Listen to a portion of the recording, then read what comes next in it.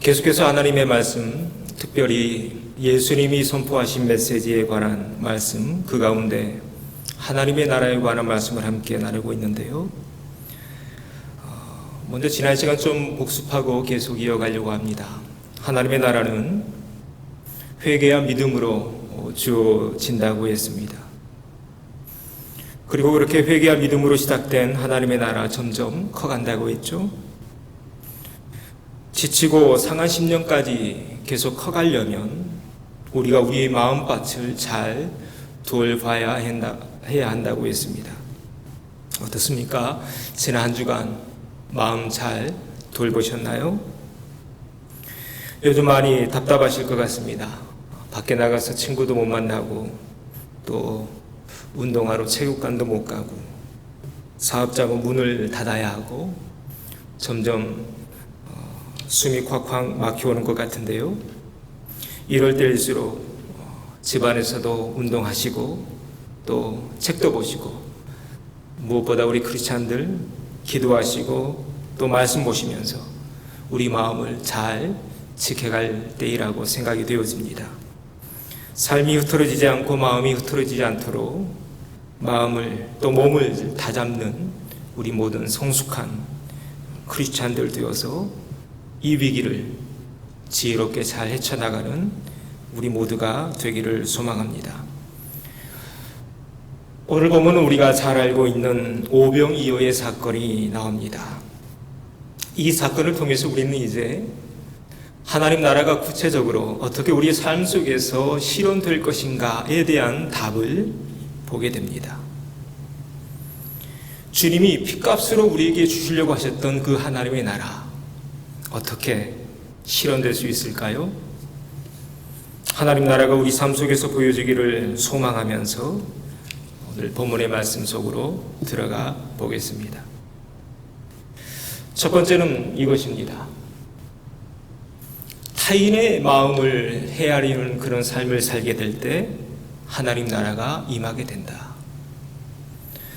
논어 2인편에 이런 이야기가 나옵니다. 어느 날 만년의 공자가 증삼이라는 제자를 불러서 이렇게 말합니다. 증삼아, 내 돈은 하나로 꿰뚫어져 있단다. 이런 말을 하고 나가버립니다.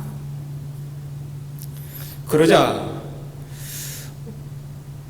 증삼에게 다른 제자들이 묻습니다. 방금 우리 스승님이 하신 말 무슨 말인지 알아? 라고 묻습니다. 그러자 증삼이 이렇게 답합니다. 선생님의 돈은 충과 서일 뿐이다. 이것이 공자로 대표되는 동양 철학의 기본인데요. 충의 의미는 잘 아실 것입니다. 그런데 서는 좀 생소하죠? 오늘은 이 서, 헤아릴 서라는 단어에 집중해 보려고 합니다. 사전적인 의미는 이렇습니다. 같을려의 마음심. 무엇인가를 헤아린다는 것은 마음이 같아지는 것을 의미합니다. 쉽게 말하면 이렇습니다. 나도 배고픈데 저 사람은 얼마나 배고플까? 나도 힘든데 저 사람도 얼마나 힘들까? 이렇게 남의 처지에 서보는 것, 이것이 서라는 단어가 품고 있는 의미입니다. 공자는 한평생 충과 서를 외쳤는데요. 이렇게 충과 서로 가득한 세상, 그래서 군자가 다스리는 그런 세상, 이것이 바로 아름다운 세상이다 라고 공자는 말합니다. 그리고 그는 그의 사상을 실현하기 위해서 영웅 호고를 찾아다니며 전국을 누비죠. 그러나 안타깝게도 그는 끝내 그러한 세상을 보지 못한 채 단 한 번도 자신의 꿈을 실현해 보지 못한 채 눈을 감고 맙니다. 그런데 오늘 본문에는 바로 이 단어, 서라는 단어가 실현되는 장면이 나옵니다. 오늘 우리가 보고 있는 오병이어의 사건입니다. 여러분은 오병이어 하면 제일 먼저 무엇이 떠오르십니까? 오병, 보리떡 5개, 이어, 물고기 2마리로 5,000명이 먹고 12광주리가 남았다. 물론 그 사실도 중요합니다. 그런데 그보다 더 중요한 사실이 있습니다. 이 장면 속에는 예수님이 외치셨던 그 하나님의 나라가 어떻게 구체적으로 실현될 수 있는가에 대한 그 답, 그 길을 우리에게 보여주고 있습니다. 모두가 자기중심적이고 모두가 이기적으로 살아가는 이 마지막 때에 어떻게 해야 우리 안에 있는 자기중심성과 이기성을 누르고 이사야가 꿈꿨던 나라, 어린 양이 사자들과 뛰놀고 어린아이가 독사굴에 손을 넘는, 그럼에도 불구하고 상함이 없는 그런 세상 만들 수 있을 것인가? 그 답이 오늘 보고 있는 이 오병이어의 기적 속에서 보여진다라는 것입니다. 앞에서 공자 얘기를 잠깐 했는데요. 공자는 우리에게 그 길을 보여주지 못했습니다. 공자는 실현해내지 못했습니다. 그러나 우리가 믿고 있는 예수님은 우리에게 그 길을 보여주시죠. 그래서 예수님이 이렇게 말씀하십니다. 내가 곧 길이요 진리요 생명이다. 내가 곧 길이다. 그 길이 오늘 본문에 있는데요. 함께 찾아볼까요? 바로 여기에 그 길이 있습니다. 예수께서 나오사 큰 무리를 보시고 그 목자 없는 양 같음으로 인하여 불쌍히 여기셨다. 마가복음 8장에도 칠병이어의 기적이 나오는데요.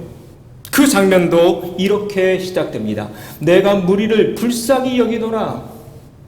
그들이 나와 함께 있은지 이미 사흘이 지났으나 먹을 것이 없도다.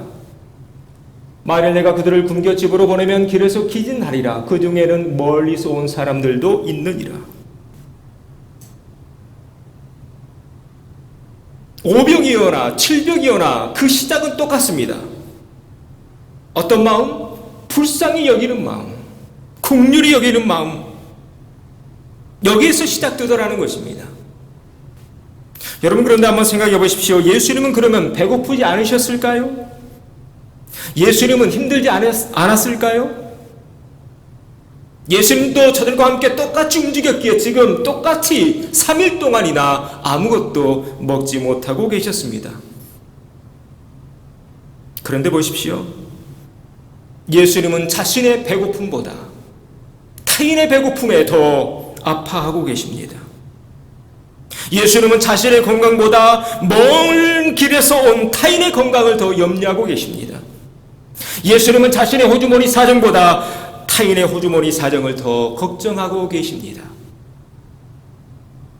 우리가 알고 있는 오병이어의 기적은 바로 여기에서 시작되더라는 것입니다. 오늘 우리가 함께 나누고 있는 바로 이 단어, 서라는 단어에서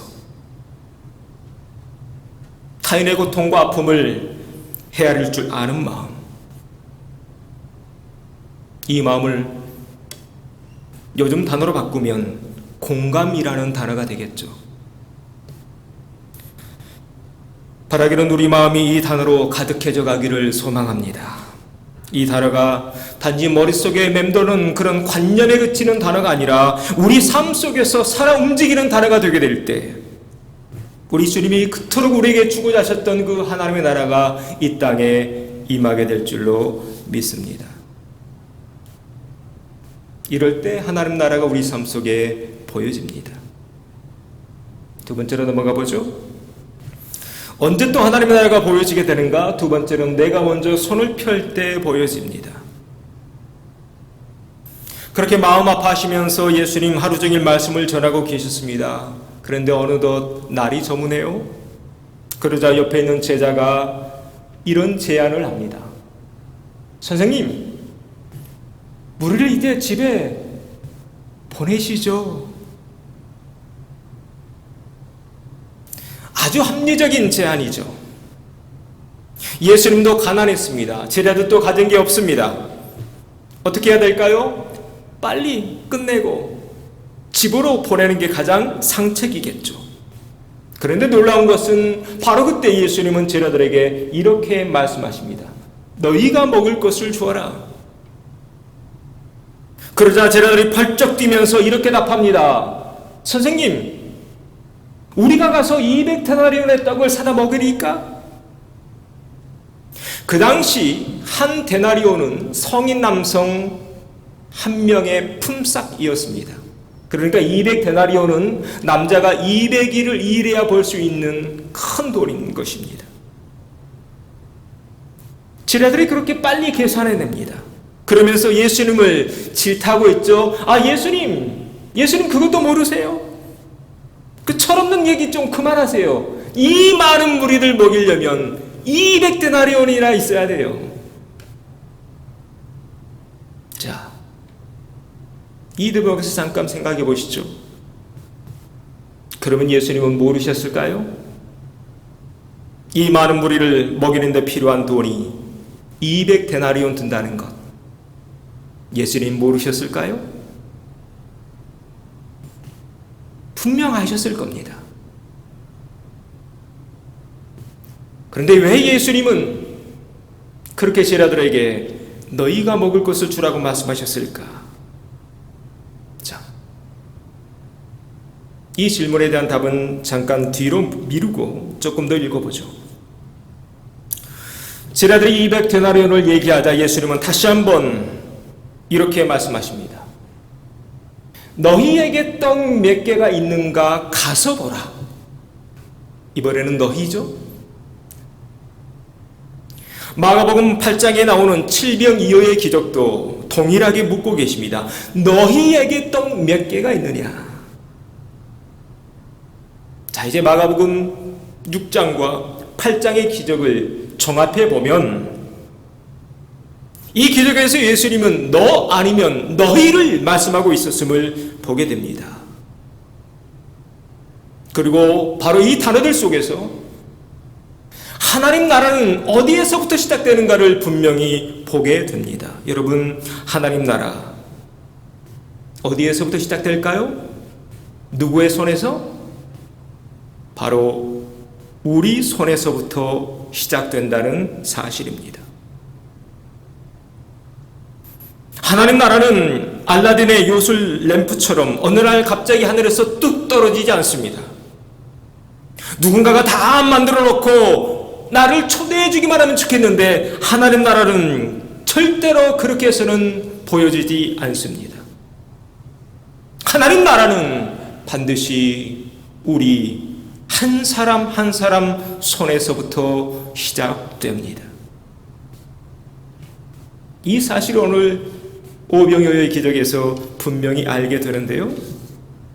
자, 오늘 이야기 사도 요한은 이렇게 기록하고 있습니다. 여기 한 아이가 있어 보리떡 5개와 물고기 2마리를 가지고 있나이다.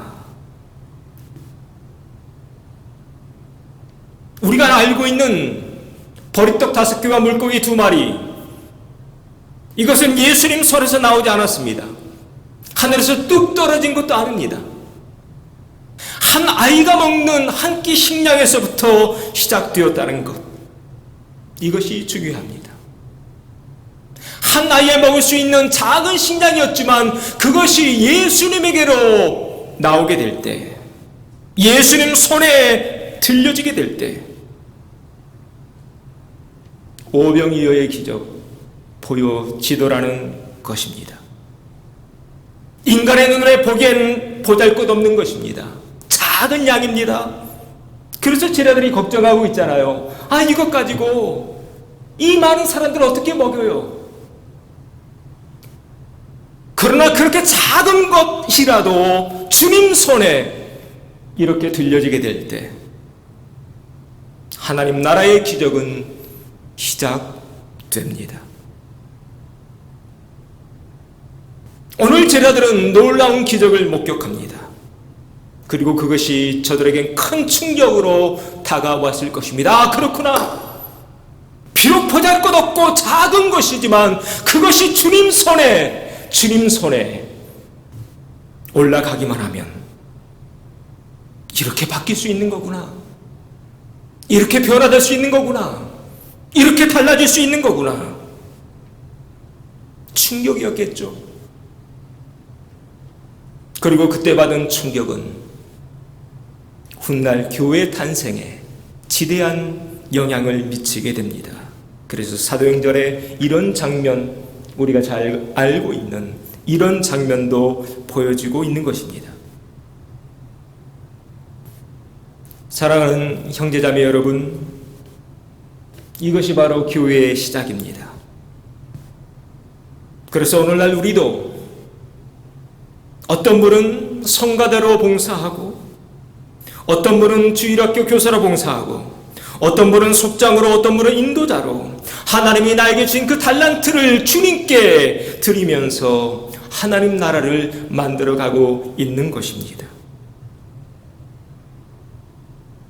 또 지난주에 많은 분들이 우리 교회 재정을 염려하고 걱정하시면서 헌금을 보내주셨더군요.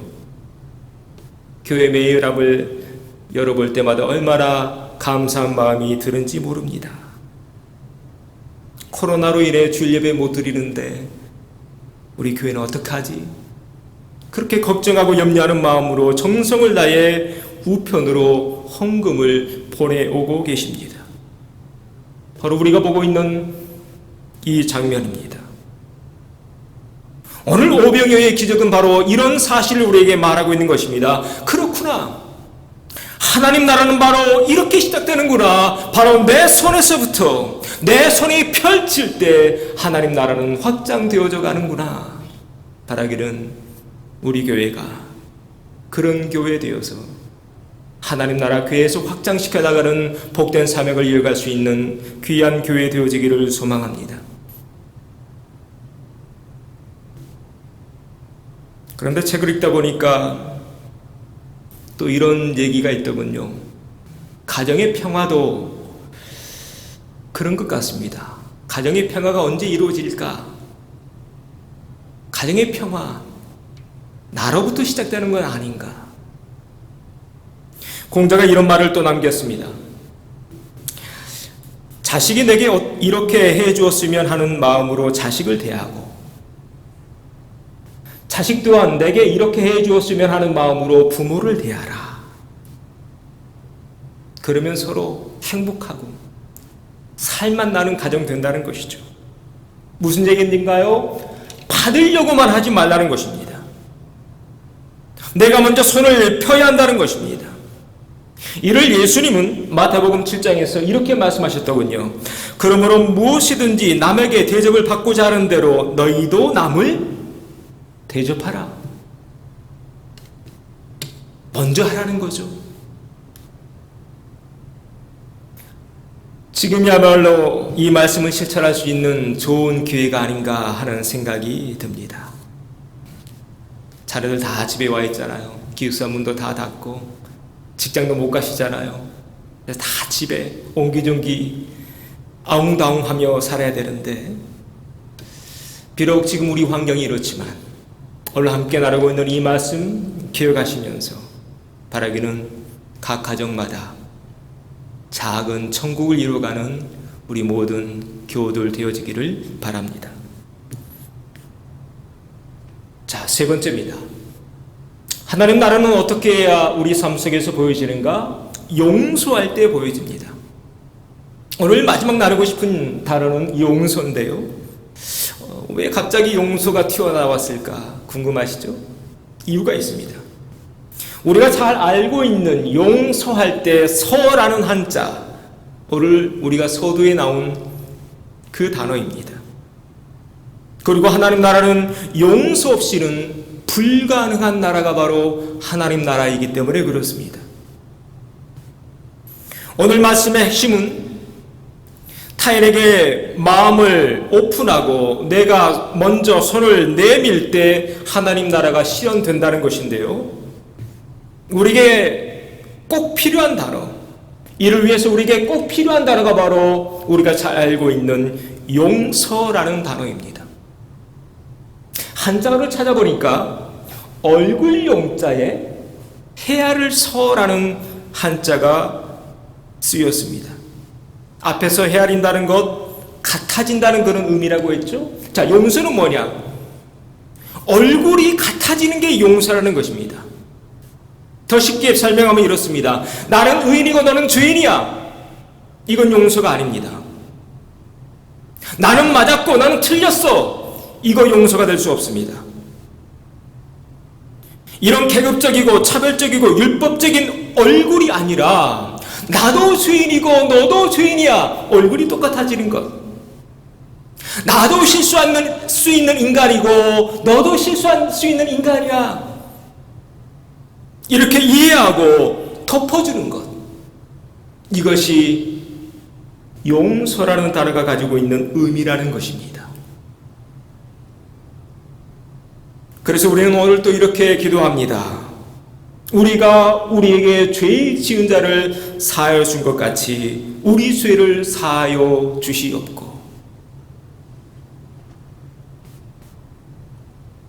우리는 지금 사순절을 지나고 있습니다.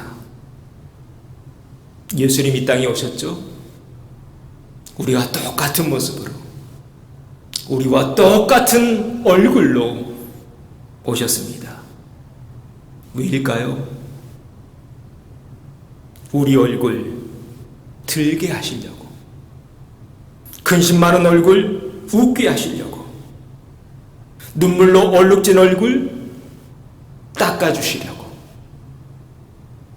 바라기는 올해 사순절이 그런 사순절 되어지기를 소망합니다. 가족들과 함께 모여있는 이 공간, 그리고 그 시간이 그런 얼굴들로 가득 채워져 가기를 소망합니다.